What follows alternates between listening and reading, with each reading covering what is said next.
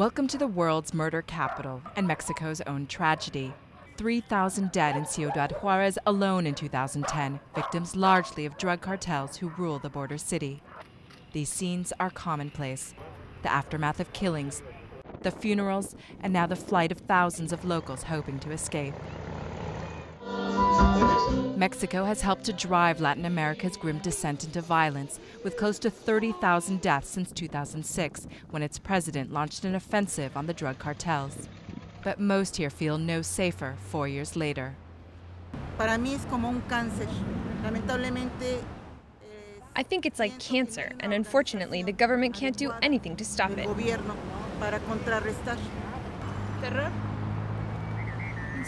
Terror, crime.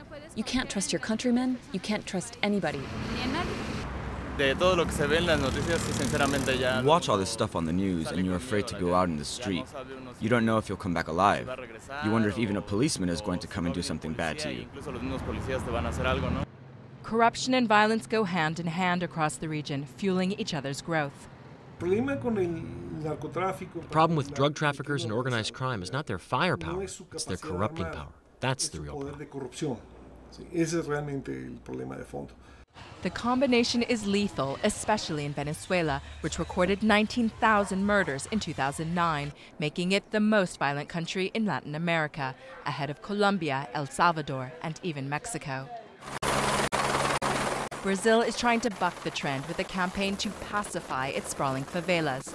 It stormed a giant Rio favela in November with an on-camera show of arrests and drug hauls.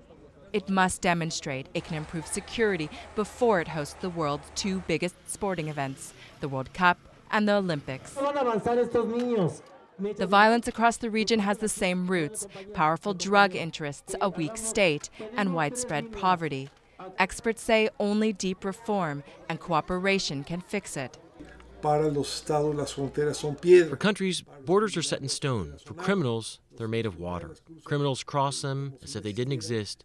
And the truth is that nation-states have a major challenge. They must adapt to globalization instead of rejecting it.